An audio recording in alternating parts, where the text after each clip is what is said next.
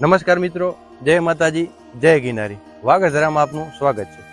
આજે અમે આવી ગયા છીએ બાદરગઢમાં, જ્યાં વિથોઈ ડુંગરની પાછળમાં આવેલું ટપકેશ્વર મહાદેવના મંદિરે. તો ચાલો જાણીએ મંદિરનો ઇતિહાસ.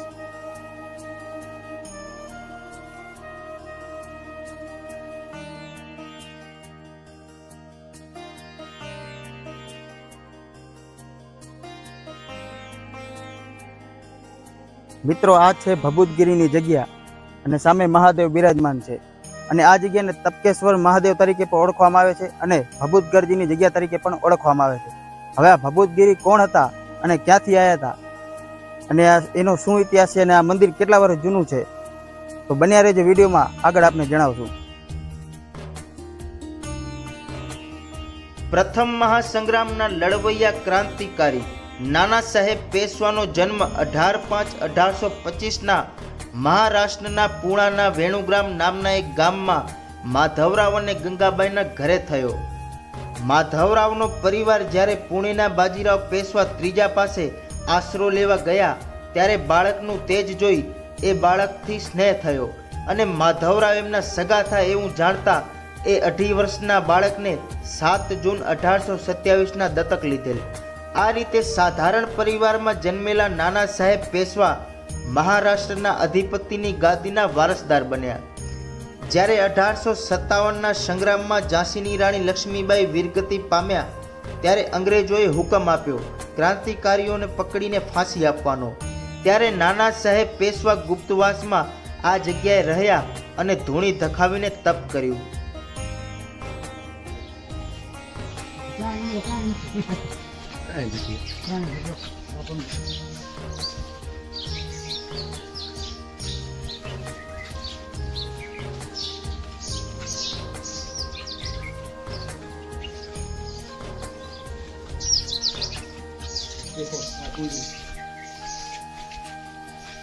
હા, કુંડી બરોબર બરોબર.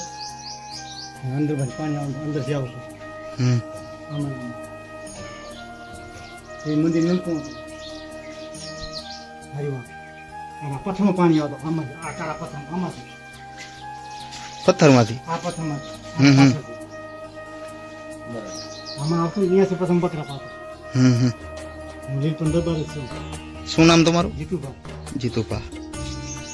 તમારી ખબર અમને પાછું પાણી મીઠું કેવું તમારે એમ કામ પાણી પીએલા એટલું પાણી આવતું. બધા મંદિર ટોટા આણ્યા ને પાછું બંધ થઈ ગયું. મોટું મંદિર કર્યું એ નાનું હતું, નાનું હતું. આ જગ્યાએ ચાલતું પાણી આ જગ્યાએ પાસે કુંડું છે અમારે પાસે મંદિર એ તો બંધ થઈ ગયું પાણી. એવું જોવા મળે હાલો.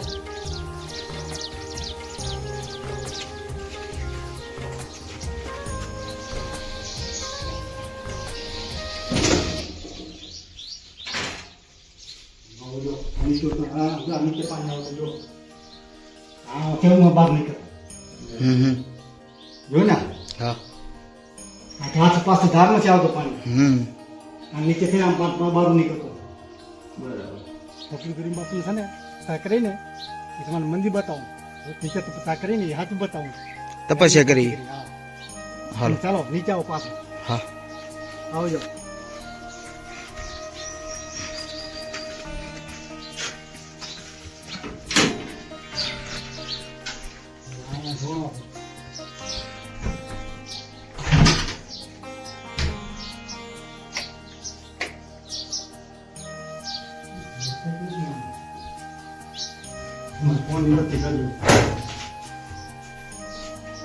ચલો નીચે બેસી જાઓ. પછી ફરતા હાલો.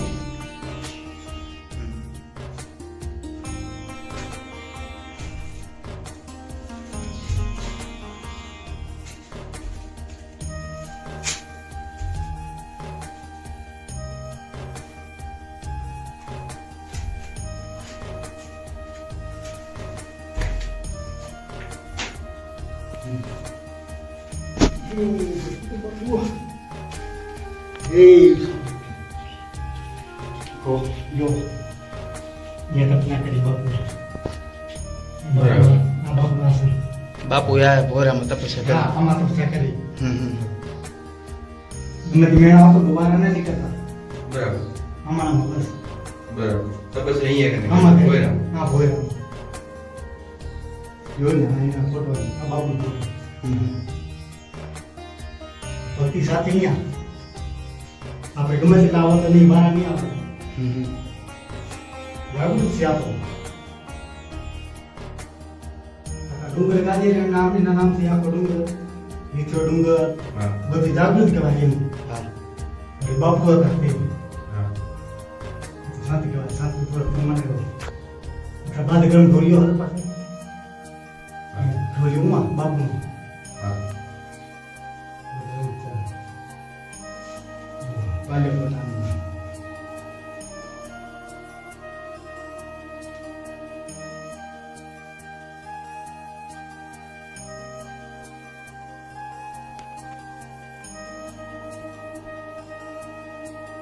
ભભૂતગીરી બાપુ જ્યારે ચાર ધામની યાત્રા કરીને આવ્યા ત્યારે ગામ લોકોએ દાદાને ચાર ગામ જમાડવાનું કીધું અને બાપુની પણ ઈચ્છા હતી એટલે બાદરગઢના વેપારીને કીધું કે તમે મને માલ વેચાતો આપશો એનો પણ મને વિશ્વાસ છે ત્યારે એક વ્યક્તિએ શંકા કરી કે બાપુ પાસે પૈસા નથી, આ ફક્ત ડુંગરાના પથ્થરો છે, આપણને પૈસા કોણ આપશે? ત્યાં આ વાત બાપુ જાણી ગયા અને કીધું કે તમે પૈસા માટે મૂંઝાવ છો. એમ કરીને ધૂળમાંથી ખોબા ભરી ભરીને ખાખ ઉડાડી ત્યાં તો રૂપાના પાંચિયાઓનો ઢગલો થયો. ત્યારે બાપુની માફી માંગી અને ગામ જમણવારનું આયોજન કર્યું. તે વખતે બાપુએ ચાર ગામને જમવા માટે બોલાવેલા. જમણવાર ચાલુ થઈ ગયો અને બાપુ શંકરના મંદિરમાં પૂજામાં બેઠા. તેમાં પાણીની અછત પડી. લોકો જમીને પાણી આપો પાણી આપો એમ કહેવા લાગ્યા. ત્યારે બાપુના એક સેવકે બાપુ પાસે જઈ ને બાપુને જાણ કરી કે બાપુ પાણી નથી. ત્યારે બાપુએ હાથમાં શંખ લીધો અને શંખનો નાદ કર્યો. ત્યાં તો દેરામાંથી નાગ નીકળ્યો. તે નાગને જોઈને બાપુ એટલું જ બોલ્યા, બસ તારાથી પાણી પૂરું નહીં થાય. ત્યાં તો નાગ અદૃશ્ય થઈ ગયો અને દેરામાં પાણીનું ઝરણું ચાલુ થઈ ગયું. તે પાણી પહેલાં શંકર ભગવાન ઉપર ચડાવીને ચારે ગામોને પાણી પૂરું કરેલું અને તે પાણી 50 થી 60 વર્ષ સુધી મંદિરમાં મોજૂદ હતું અને હજારો લાખો લોકોએ એ ચરણામૃત લીધેલ છે. આવા દાદાના તો અનેક પરચા છે. બાપુના જીવન ચરિત્ર વિશે એક પુસ્તક પણ છાપવામાં આવી છે. મારો શુભ નામ છે મહંત આત્માનંદ ભારતી, ગુરુ વીર ભારતી.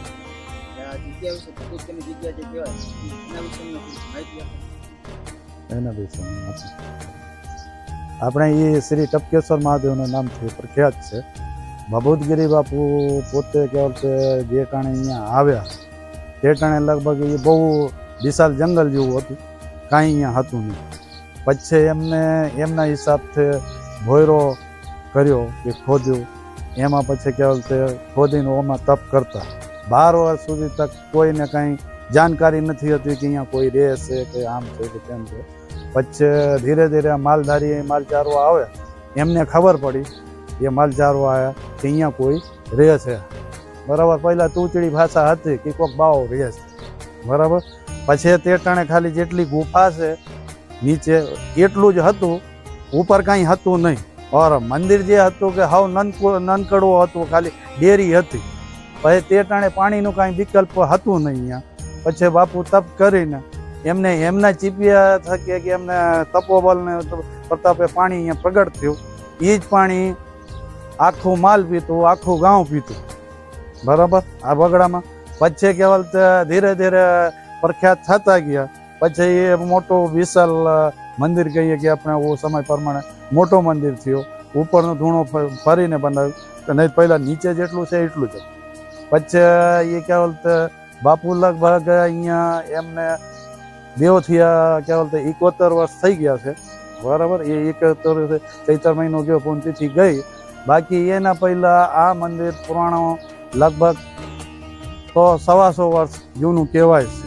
બરાબર, પછી એના આગળનો જે ઇતિહાસ હોય મને કંઈ ખાસ માહિતી છે નહીં. પછી પોતે એ જે ભભૂતગીરી બાપુ જે હતા એ પોતે નાના સાહેબ 30 વર્ષ કહેવાતા. બરાબર, પછી તે ટાણે એ ઝાંસીની વખતે હુંથી કેવલ જે કંઈ ઘટના ઘટી કે બરાબર કે ગવર્નરને મારીને લીધા કે જે કંઈ હતી, હા એ ચાર મહાત્માઓ હતા. એમાંથી એક એ ભભૂતગીરી બાપુ થઈ ગયા, એક મુંડિયા સ્વામી થઈ ગયા, એક પછી આપણે જ્ઞાનગીરી બાપુ થઈ ગયા ભૂટકિયામાં, એક પછી કાશીગીર બાપુ ચિત્તોડમાં થઈ ગયા છે. પછી તે જ વખતમાં એક વાર આપણે કહેવાય બોલતા કરસનપુરી બાપુ થઈ ગયા ખોખરા ડેરે, જે કંદકોટને એ બાજુ રહ્યું, બરાબર. ઉટાણે એ મહાત્મા પ્રખ્યાત થયા છે, બરાબર.